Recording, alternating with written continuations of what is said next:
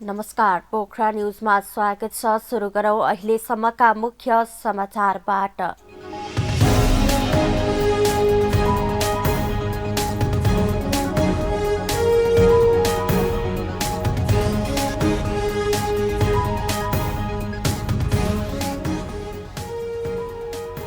संसद विघटनको विरोधमा प्रचण्ड माधव समूहद्वारा आन्दोलनका थप कार्यक्रम घोषणा। प्रधानमन्त्री ओली नेतृत्वको नेकपाले पनि माघ 23 गते शक्ति प्रदर्शन गर्ने।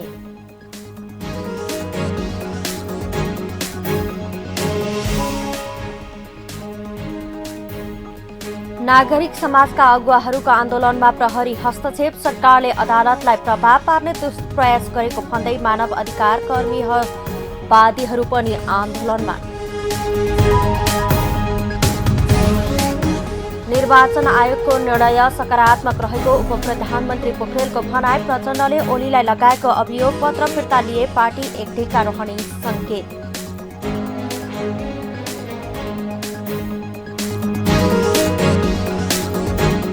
निर्वाचनमा हुने खर्चलाई फजुल खर्चको रूपमा चित्रण नगर्न अर्थमन्त्री पौडेलको आग्रह। कर्मचारीलाई हुने भुक्तानी र अन्य खर्चले बजारलाई चलायमान बनाउन सहयोग गर्ने विश्वास।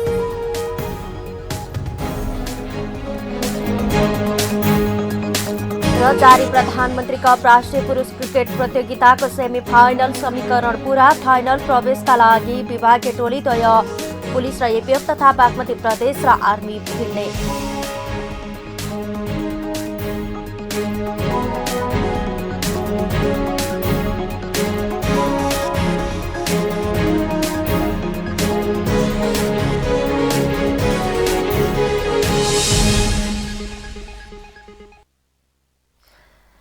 अब समाचार विस्तारमा। नेपाल कम्युनिस्ट पार्टी नेकपा पुष्पकमल दाहाल प्रचण्ड माधव कुमार नेपाल पक्षले प्रतिनिधि सभा विघटनको विरोधमा आन्दोलनको थप कार्यक्रम घोषणा गरेको छ।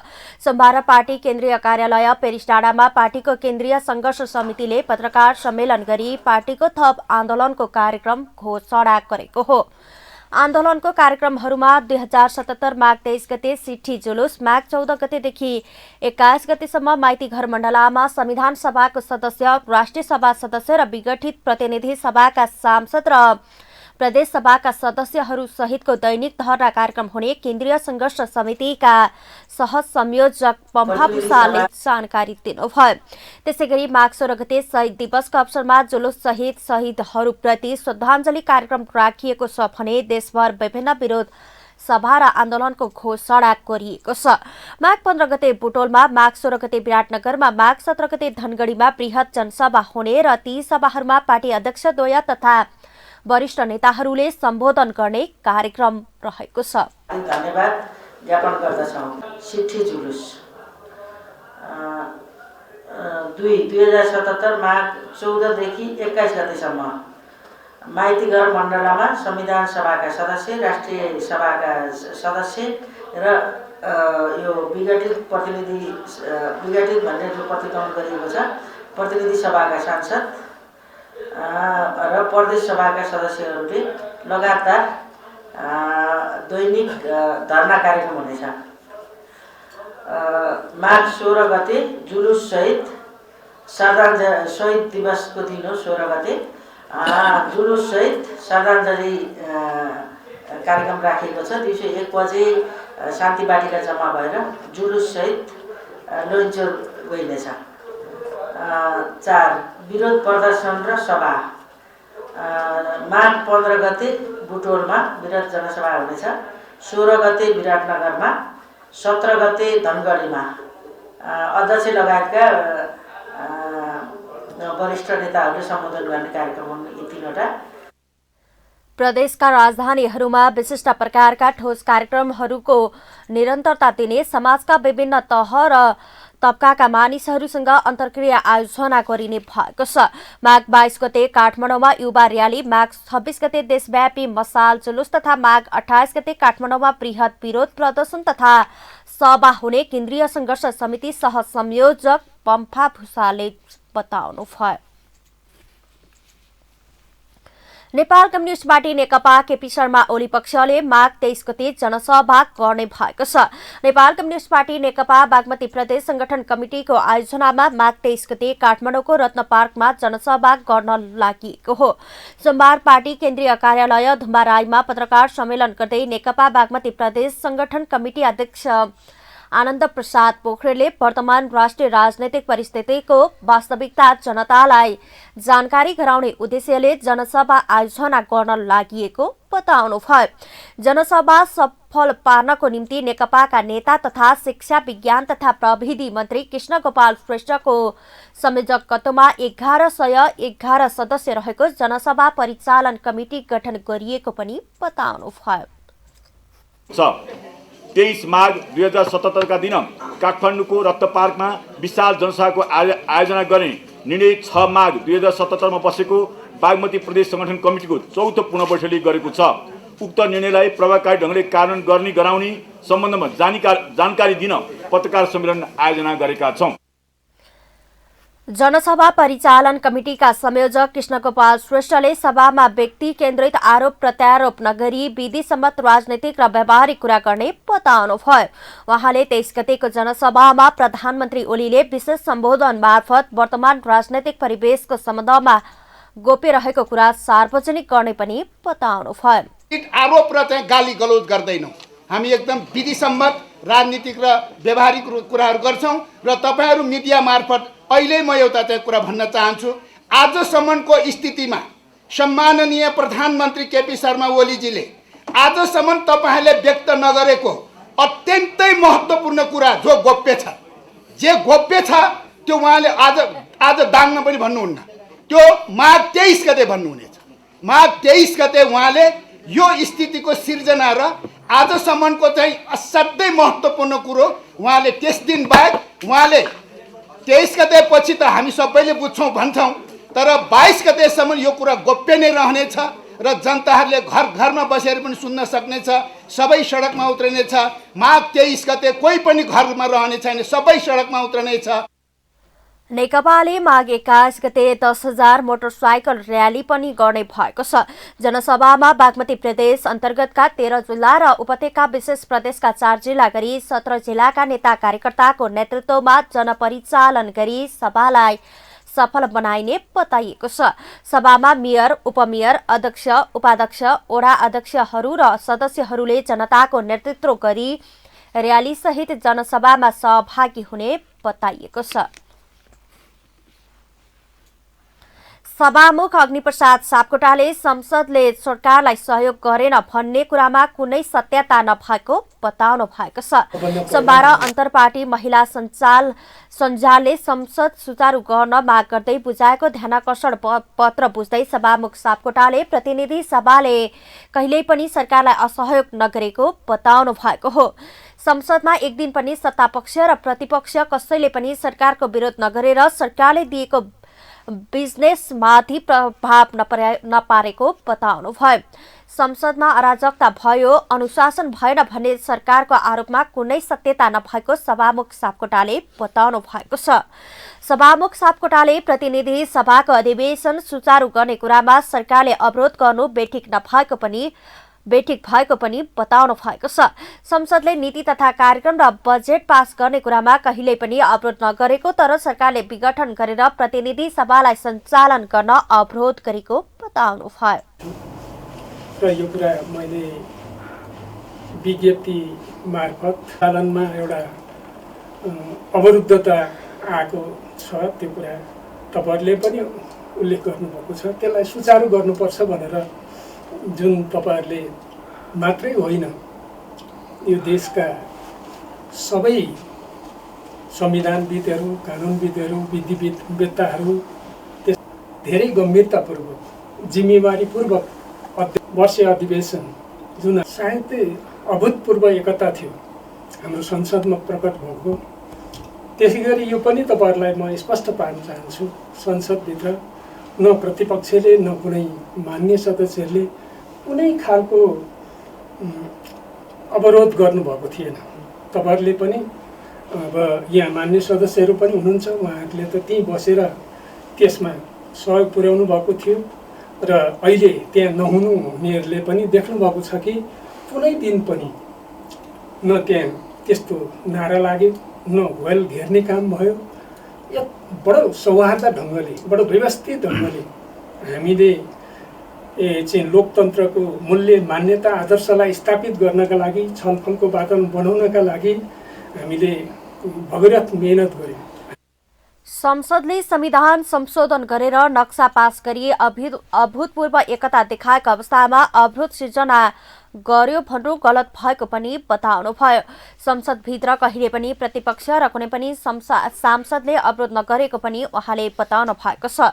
सभामुख सापकोटाले संसदले सरकारलाई जहिले पनि सहयोग गरेको कुरालाई समेटेर अदालतलाई समेत जवाफ दिएको बताउनुभयो।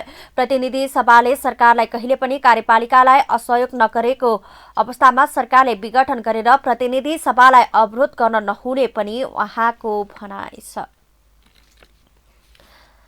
नागरिक अगुवाहरूले प्रतिनिधि सभा विघटन विरुद्ध गरेको मार्चपास्टमा प्रहरीले हस्तक्षेप गरेको छ। कमल पोखरीदेखि सुरु भई प्रधानमन्त्री निवास बालुवाटार नजिकै पुगेको मार्चपास्टमा प्रहरीले लाठीचार्ज गर्नुका साथै पानीको फोहरा प्रहार गरेको थियो। नागरिक अगुवाहरूले कमल पोखरीको माटो लगाएर मार्चपास्ट र्याली सुरु गरेका थिए। र्याली कमल पोखरीबाट हात्तीसार, नागपोखरी, नक्साल, भाटबटेनी हुँदै बालुवाटारतर्फ बढ्ने क्रममा प्रहरीले हस्तक्षेप गरेको हो। लाठीचार्ज र पानीको फोहराका कारण केही अगुवाहरू घाइते भएको नागरिक अगुवाहरूले बताएका छन्। यसैगरी सरकारले अदालतलाई प्रभाव पार्ने दुष्प्रयास गरेको भन्दै मानव अधिकारवादीहरूले विरोध प्रदर्शन गरेका छन्। मानव अधिकार तथा शान्ति समाजले सोमबार बालुवाटार स्थित प्रधानमन्त्री निवास अगाडि विरोध प्रदर्शन गरेको हो। सरकारले अदालतलाई प्रभाव पार्न गरेको दुष्प्रयास, राज्य संयन्त्रको दुरुपयोग तथा प्रधानमन्त्री तथा मन्त्रीहरूको आपत्तिजनक अभिव्यक्ति र कृत्यतन्त्र विरुद्ध विरोध प्रदर्शन गरेको मानव अधिकारवादीहरूले बताएका छन्। प्रदर्शनमा उपस्थित हुनुभएका मानव अधिकार कर्मी कृष्ण पहाडी सहितको प्रदर्शनकारीहरूलाई प्रहरीले नियन्त्रणमा लिएको छ।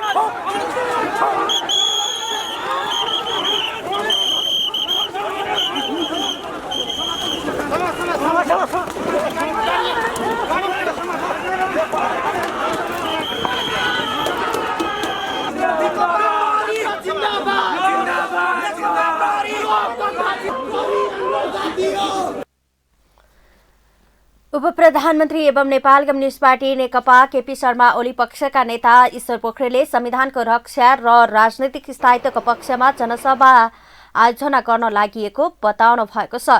सोमबार नेपाल कम्युनिस्ट पार्टी नेकपा बागमती प्रदेश संगठन कमिटिको आयोजनामा माघ 23 गते काठमाडौँमा हुने जनसभाको जानकारी दिन आयोजित पत्रकार सम्मेलनमा बोल्नुहुँदै उप प्रधानमन्त्री पोखरेलले जनसभा राजनैतिक स्थायित्वको पक्षमा तथा अस्थिरता सृजना गर्ने प्रयत्नको विरुद्धमा आयोजना गरिएको बताउनुभयो। संविधानको रक्षा, आर्थिक समृद्धि र विकासका लागि मार्ग प्रशस्त भइरहोस् भन्नको निम्ति जनसभा आयोजना गरिएको पनि पोखरेलले बताउनु भएको छ। अराजकता सिर्जना गर्नको जुन प्रयत्न हुँदैछ त्यसको विपक्षमा हो र हामीले संविधानको रक्षा, त्यस हिसाबले संविधानको रक्षा र त्यो संविधानले गरेको व्यवस्था अनुरूप आर्थिक विकास र समृद्धिको लागि मार्ग प्रशस्त भइरहोस्, बाधा नपुगोस् भन्नको लागि हो। राष्ट्रिय स्वाभिमानको जुन मुद्दा हो, हाम्रो सुरुदेखि उठाउँदै आएको कुरा, यो स्वाभिमानमा आँच पुग्ने कुनै पनि कुरा नहोस् भन्नको लागि हो। त्यसकारणले कसैप्रति विरोध होइन, विरोध हो भने पनि ती गलत कुराको विरुद्धमा हो र पक्षमा मैले अघि उल्लेख गरेँ ती विषयको पक्षमा हाम्रो यो जनसभा जनपरिचालन हो। उपप्रधानमन्त्री पोखरेलले पार्टी अध्यक्ष पुष्पकमल दाहाल प्रचण्डले कार्तिक 28 गते अध्यक्ष ओलीलाई लगाएको आरोप तथा अभियोग पत्र फिर्ता लिएर घोषित निर्वाचनमा सहभागी हुन तयार भए अहिलेको विषय टार्न सकिने बताउनुभयो। अराजकता सिर्जना गर्न खोजियो, जनताको भावनामा चोट पुर्याउने कोसिस, तर यो एकतालाई कायम राख्ने हो भने दुईटा कुरा गर्नुपर्छ। यो कार्तिक 28 गते पार्टी अध्यक्षको रूपमा रहनुभएका पुष्पकमल दाहाल प्रचण्डले अर्को अध्यक्ष, प्रथम अध्यक्ष सम्माननीय प्रधानमन्त्रीज्यूलाई जुन गम्भीर आरोप अभियोग लगाउनु भएको छ त्यो अभियोग पत्र फिर्ता लिनुपर्छ र दोस्रो कुरा घोषित भएको निर्वाचनमा सहभागी हुनको लागि तयार भएर आउनुपर्छ। त्यसो हुँदाखेरि अहिले जुन स्थिति देखा परेको छ यसलाई हिजो निर्वाचन आयोगले गरेको जुन निर्णयहरू छ त्यो निर्णयलाई हामी सकारात्मक रूपमा लिन्छौँ र केपी ओलीले नेतृत्व गरेको नेकपाको तर्फबाट जे अडान राखिँदै थियो त्यो अडानलाई बल पुग्ने कुरा हामीले देखेका छौँ। उपप्रधानमन्त्री पोखरेलले निर्वाचन आयोगले आइतबार गरेको नेकपा कानूनी रूपमा फुट्न नमिल्ने निर्णय सकारात्मक रहेको बताउनुभयो। आफूहरूले पार्टीबाट कसैलाई निष्कासन नगरेको भन्दै उहाँले कसैले चाहेर पनि पार्टी फुटाउन नसकिने बताउनु भएको छ। आयोगको निर्णयले केपी ओली नेतृत्वको नेकपालाई बल पुग्ने उहाँको भनाइ छ। नेपाल कम्युनिस्ट पार्टी नेकपा पुष्पकमल दाहाल प्रचण्ड, माधव कुमार नेपाल पक्षका अध्यक्ष माधव कुमार नेपालले आफूहरूको लडाईँ गलत विचारको विरुद्ध भएको बताउनु भएको छ। सोमबार पार्टी केन्द्रीय कार्यालय प्रदेश नम्बर 2 का नेता कार्यकर्तासँग भेटघाट गर्नुहुँदै अध्यक्ष नेपालले आफूहरूको लडाईँ सही विचारको निम्ति र गलत विचारको विरुद्ध रहेको बताउनु भएको हो। पार्टीभित्र पद र कुर्सीको हानाहान भएको नभई पार्टीलाई विचार, विधि, पद्धति र राम्रो कार्यशैलीमा अघि बढाउनको निम्ति र गलत विचारको विरुद्ध भएको उहाँको भनाइ छ। त्यो पुष्टि गर्न खोजेको तपाईहरुले यो पदको मारामार होइन, कुर्सीको हानाथाप होइन। पार्टीलाई विचारबाट चलाऊ, पार्टीलाई विधिबाट चलाऊ, पार्टीलाई राम्रो पद्धतिबाट अगाडि बढाऊ, राम्रो कार्यशैली अवलम्बन गरौँ, पार्टीलाई क्रान्तिकारी पार्टीको रूपमा अगाडि बढाऊ, पार्टीलाई व्यवस्थित बनाऊ, सबैलाई संगठित गरौँ, उपयुक्त जिम्मेवारी दिउँ, योग्यताको छानबिन गरौँ, मूल्याङ्कन गरौँ। पार्टीभित्रको विवाद हो, तर उहाँ कुनै पनि अंकुशमा अनुशासनमा बस्न नचाहने, उहाँ गति छाडा मान्छे। अध्यक्ष नेपालले प्रतिनिधि सभा भंग हुने आधार नभएको बताउनुभयो।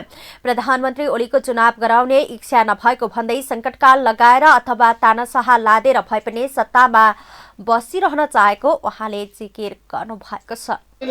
संरक्षण गर्ने कि नगर्ने र यो देशलाई समाजवादको दिशामा लाने कि नलाने, भ्रष्टाचारलाई प्रोत्साहन दिने कि नियन्त्रण गर्ने, योग्य मान्छेको खोजी गर्ने कि आसे पासेको प्रतिगमनकारी कदम हो भनिसकेका छन्। जुन पार्टीले गर्दा अस्थिरता भयो। कार्यक्रममा बोल्दै नेकपाका वरिष्ठ नेता झलनाथ खनालले विगत 3 वर्षमा प्रधानमन्त्री ओलीले पार्टी र सरकारलाई गलत दिशातर्फ लाने दुष्प्रयास गरेको बताउनुभयो। समाजवादी बाटो छोडेर भद्दा किसिमका पुँजीवादी उदारवाद अपनाएका कारण पार्टीमा प्रश्न उठ्दै गएको उहाँको भनाइ छ। ओलीले झापाको दमकमा अरबौं अरब बजेट दिएको भए पनि देशभर जनअपेक्षा अनुसारको बजेट नदिएको उहाँले आरोप लगाउनुभयो।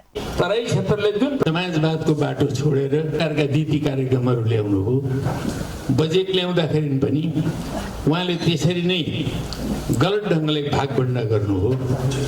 तपाईँले हेर्नुभयो भने झापाको दमकमा मात्रै अरबौं अरब बजेट छ, तर देशभरि आम जनतालाई चाहिएको जुन बजेट हो त्यो बजेट त्यो ढङ्गले वितरण गरिएन। त्यसले गर्दाखेरि देश दक्षिणपन्थी भाषतर्फ फस्दै गइरहेको थियो। वरिष्ठ नेता खनालले प्रतिनिधि सभा विघटन, लोकतन्त्र, संविधान, संघीयता, समावेशिता तथा गणतन्त्रमाथिको आक्रमण भएको पनि बताउनुभयो। प्रधानमन्त्री ओलीले मुलुकलाई प्रतिक्रान्तिको दिशातर्फ धकेल्ने प्रयास गरिरहेको उहाँको भनाइ छ। अन्तर्पार्टी महिला सञ्जालले प्रतिनिधि सभा विघटनलाई अस्वीकार गरी बैठक बोलाउन माग गर्दै सभामुख अग्निप्रसाद सापकोटालाई ध्यानाकर्षण पत्र बुझाएको छ।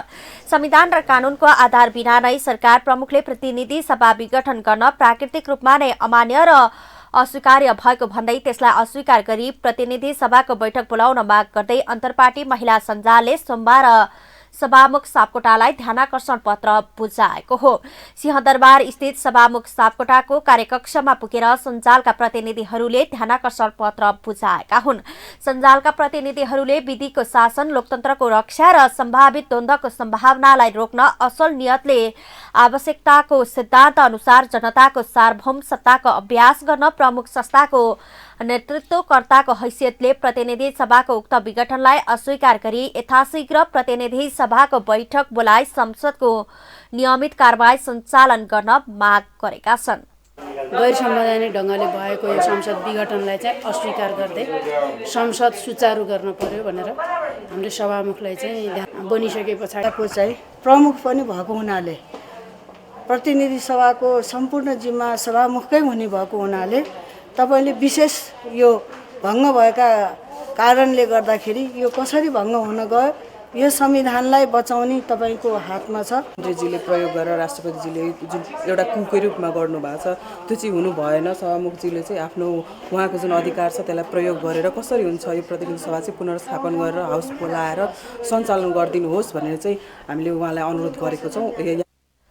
प्रतिनिधि सभा विघटन सम्बन्धी प्रावधान वर्तमान संविधानमा नभएकोले सभामुखले आफ्नो विशेष अधिकार प्रयोग गरी प्रतिनिधि सभा सुचारू गर्न सकिने पनि उनीहरूको भनाइ छ।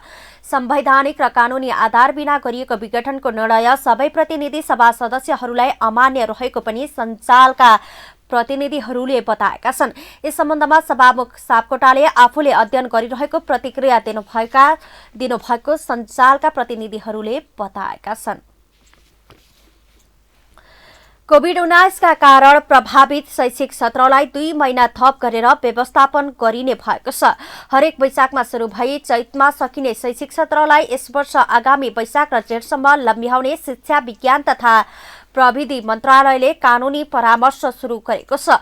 विद्यमान शिक्षा नियमावलीमा वर्षमा 220 दिन विद्यालय खोल्नुपर्ने र 192 दिन पढाइ हुनुपर्ने व्यवस्था भएकोमा कोरोना महामारीपछि विद्यालय पूर्ववत सञ्चालन हुन नसक्दा सञ्चार तथा सूचना प्रविधिको सहायतामा वैकल्पिक माध्यमबाट सिकाइ सहजीकरण भएको बेला पाठ्यक्रम समायोजन गरी सिकाइ निरन्तरता गरिएको छ। कोरोनाको जोखिम घट्दै गएको र लामो समयसम्म वैकल्पिक माध्यममा शिक्षा दिँदा सिकाइ गुणस्तरमा नकारात्मक असर पर्न सक्ने भएकोले पछिल्लो समयमा स्वास्थ्य सुरक्षा मापदण्ड पालना गरी विद्यालय सञ्चालनको क्रम सुरु भएको छ।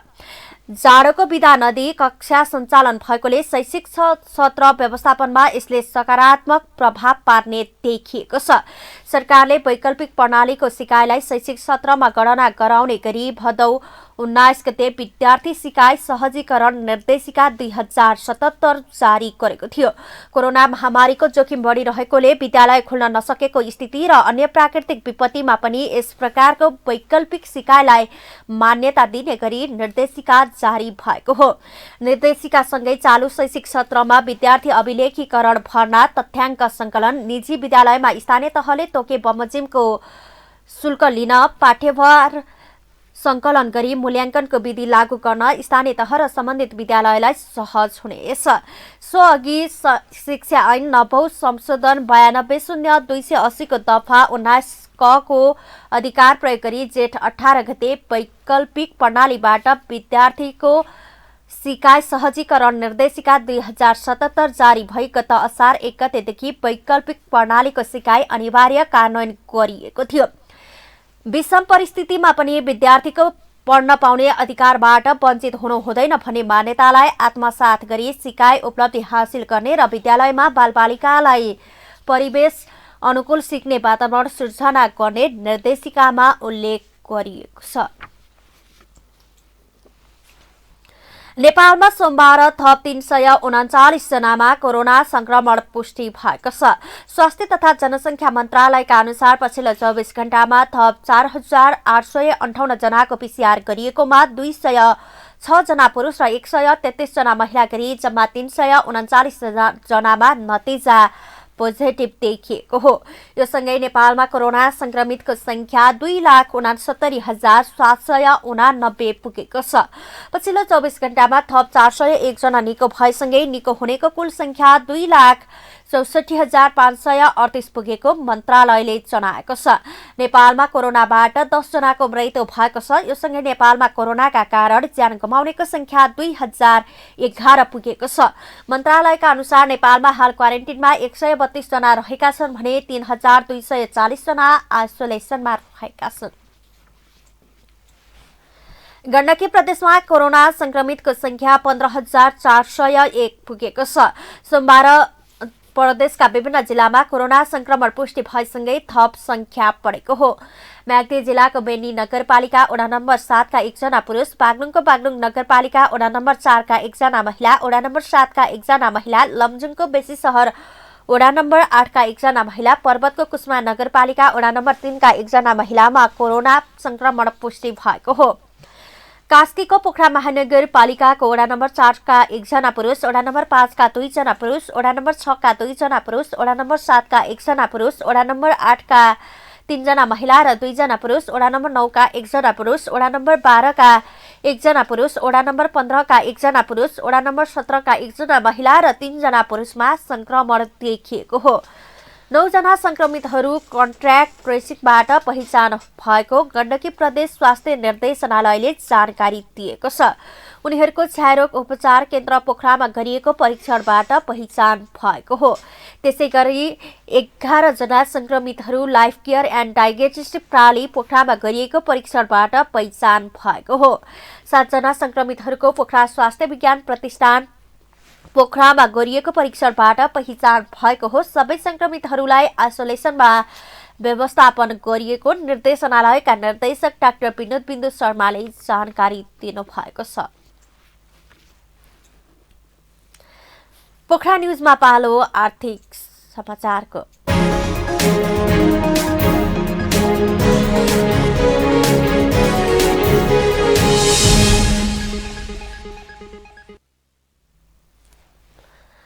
अर्थमन्त्री विष्णु प्रसाद पौडेलले निर्वाचनमा हुने खर्चलाई फजुल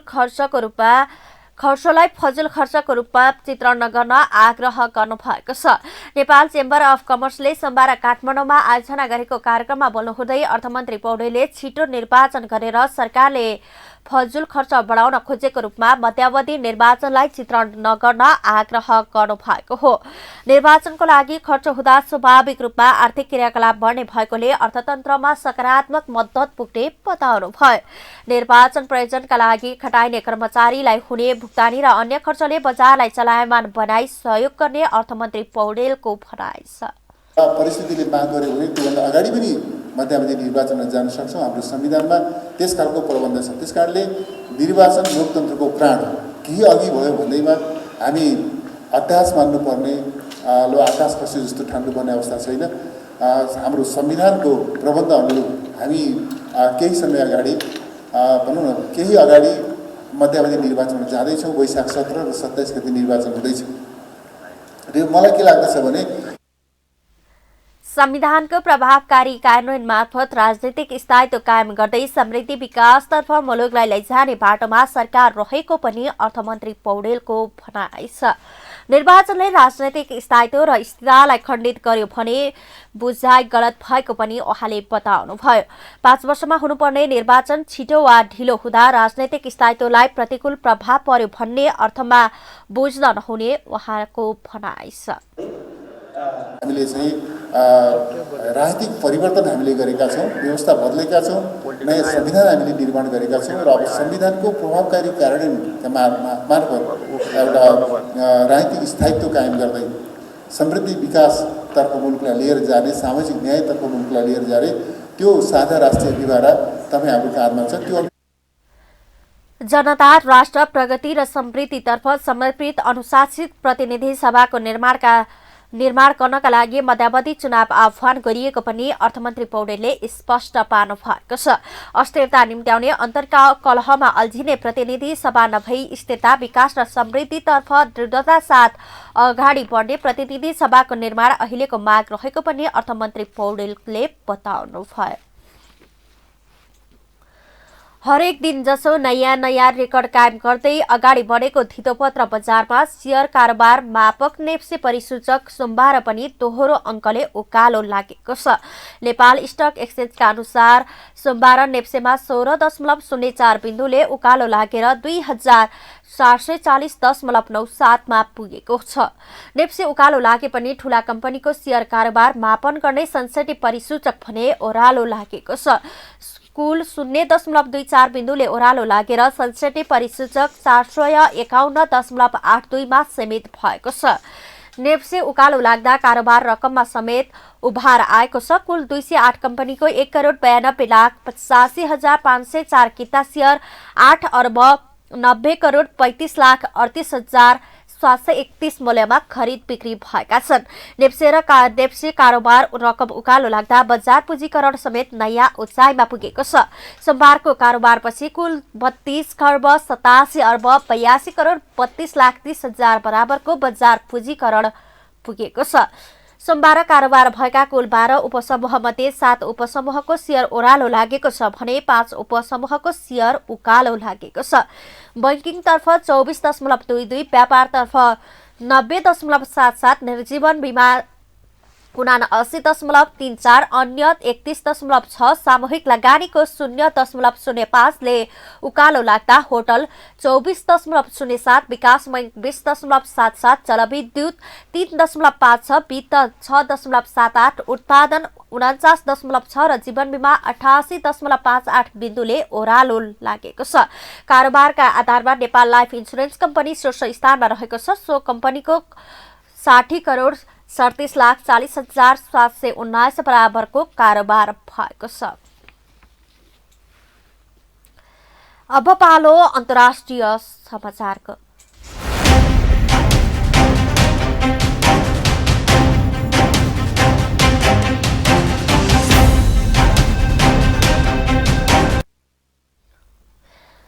आज 26 जनवरी अर्थात् भारतको 72औं गणतन्त्र दिवस। गणतन्त्र दिवसको अवसरमा भारतीय सेनाको सैनिक परेड र सांस्कृतिक झलक प्रदर्शन गरिँदैछ। सो क्रममा पहिलो पटक भारतीय सेनाले राफेल र लडाकु विमानका साथ T-90 ट्याङ्क, समविजय इलेक्ट्रोनिक युद्ध प्रणाली, सुखोई 30 MKI लडाकु विमान समेत प्रदर्शन गर्ने जनाएको छ। सोमबार भारतीय रक्षा मन्त्रालयले दिएको जानकारी अनुसार गणतन्त्र दिवसको अवसरमा आयोजित परेडमा 17वटा राज्य र केन्द्र शासित प्रदेशहरूका झाँकी, 6वटा रक्षा मन्त्रालयका झाँकी, केन्द्रीय मन्त्रालय र अर्धसैनिक बलका झाँकी सहित 32वटा झाँकी, देशका समृद्ध सांस्कृतिक धरोहर, आर्थिक उन्नति र सैन्य ताकत झल्काउने गरी प्रदर्शन गरिनेछ। पोखरा न्युजमा पालो खेल समाचारको।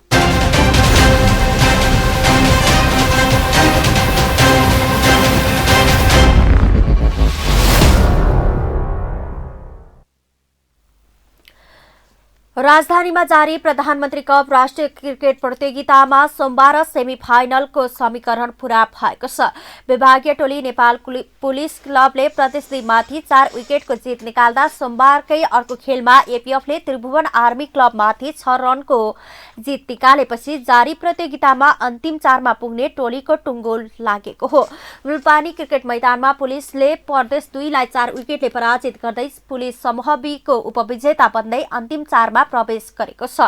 प्रदेश 2 ले दिएको 170 रनको लक्ष्य पुलिसले 38 ओभरमा 6 विकेट गुमाएर पूरा गरेको थियो। पुलिसको जितमा अनिल शाहले अभिजित रहँदै सर्वाधिक 47 रन बनाउँदा कुशल भुर्तेले 43, दिपेन्द्र सिंह एरी र अमित श्रेष्ठले समान 17-17, सुनिल धमालले 13 र कप्तान मन्जित श्रेष्ठले 12 रनमा नट आउट रहेका हुन्। प्रदेश 2 का कुमार थापा र विवेक यादवले 3-3 विकेट लिए। यसअघि टस हारेर पहिले ब्याटिङ गरेको प्रदेश 2 ले 47 ओभरमा 9 विकेट गुमाएर 169 रन छोडेको थियो। मौसम खराबका कारण 47 ओभरमा झारिएको खेलमा प्रदेश 2 का लागि हरिशंकर शाहले 53 रनको अर्धशतकीय इनिङ्स खेलेका हुन्। यस्तै हिमांशु दत्तले 16 रन जोडे। आदि अन्सारीले 15 रन बनाए। पुलिसका ललित राजवंशीले 4 विकेट लिए। सागर ढकालले 2 तथा पवन सराफले 1 विकेट लिएका हुन्। पुलिसको जितसँगै लुम्बिनी र प्रदेश 2 प्रतियोगिताबाट बाहिरिएको छ। यस समूहबाट एपीएफ समूह विजेता बनेर सेमी फाइनलमा पुगिसकेको छ। एपीएफले 4 खेलमा 7 अङ्क जोडेको छ। सोमबारकै अर्को खेलमा एपीएफले आर्मी विरुद्ध 6 रनको रोमाञ्चक जित निकालेको हो। 4 खेलबाट स्पष्ट जित निकालेको एपीएफ समूह 1 को विजेताको रूपमा अन्तिम 4 मा प्रवेश गर्दा पराजित आर्मी उपविजेताको रूपमा सेमी फाइनलमा प्रवेश पाएको छ। एपीएफले दिएको 241 रनको लक्ष्य सहित जवाफी ब्याटिङ गरेको आर्मीले 50 ओभरमा 8 विकेट गुमाएर 234 रन मात्र बनाउन सकेको थियो। यसअघि टस हारेर पहिले ब्याटिङ गरेको एपीएफले 49.4 ओभरमा सबै विकेट गुमाएर 240 रन बनाएको थियो। अन्तिम 4 मा स्थान बनाएको एपीएफले फाइनल प्रवेशका लागि अर्को विभागीय टोली नेपाल पुलिससँग प्रतिस्पर्धा गर्दा बागमतीले आर्मीसँग प्रतिस्पर्धा गर्नेछ। बुधबार पहिलो सेमी फाइनल खेल एपीएफ र पुलिस बीच कीर्तिपुर मैदानमा हुनेछ। अब पालो मौसम समाचारको।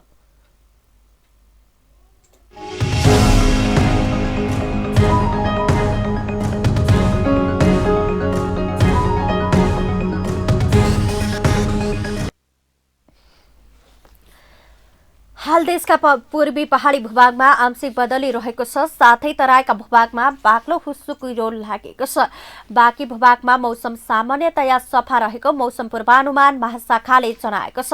त्यस्तै आज दिउँसो देशका प्रदेश नम्बर 1 र गण्डकी प्रदेशका पहाडी भूभागहरूमा आंशिक बदली रही उच्च पहाडी तथा हिमाली भूभागका 1 वा 2 स्थानहरूमा हल्का हिमपातको सम्भावना रहेको छ भने बाँकी भूभागहरूमा मौसम सामान्यतया सफा रहनेछ। त्यस्तै राति प्रदेश नम्बर 1 गण्डकी प्रदेश र लुम्बिनी प्रदेशको भूभागहरूमा आंशिक बदली रही बाँकी भूभागहरूमा मौसम सामान्यतया सफा रहने महाशाखाले उल्लेख गरेको छ। अब पछिल्लो 24 घण्टाको मौसमी विवरण।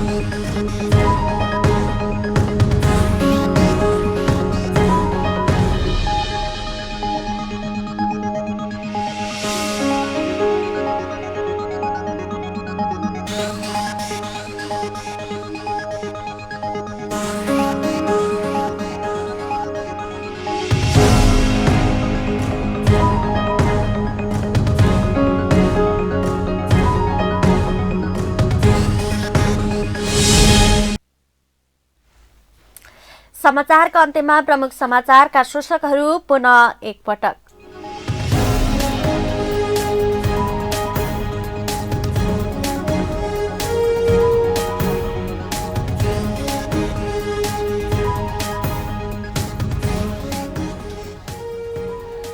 संसद विघटनको विरोधमा प्रचण्ड माधव समूहद्वारा आन्दोलनको थप कार्यक्रम घोषणा। प्रधानमन्त्री ओली नेतृत्वको नेकपाले पनि माघ 23 गते शक्ति प्रदर्शन गर्ने।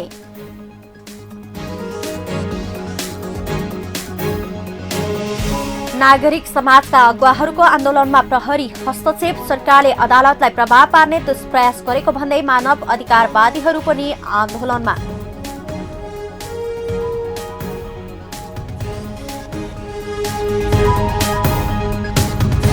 निर्वाचन आयोगको निर्णय सकारात्मक रहेको उप प्रधानमन्त्री पोखरेलको भनाई। प्रचण्डले ओलीलाई लगाएको अभियोग पत्र फिर्ता लिए। पार्टी एक ढिका रहने संकेत।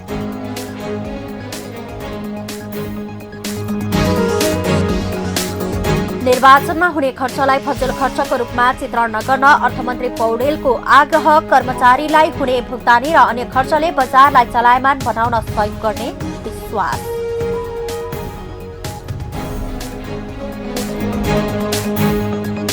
र जारी प्रधानमन्त्री कप राष्ट्रिय पुरुष क्रिकेट प्रतियोगिताको सेमी फाइनल समीकरण पूरा। फाइनल प्रवेशका लागि विभागीय टोली द्वय पुलिस र एबिएफ तथा बागमती प्रदेश र आर्मी भिड्ने।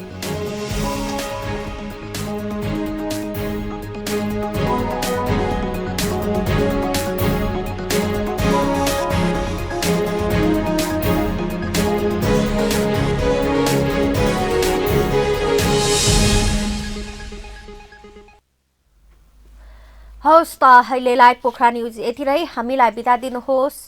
नमस्कार।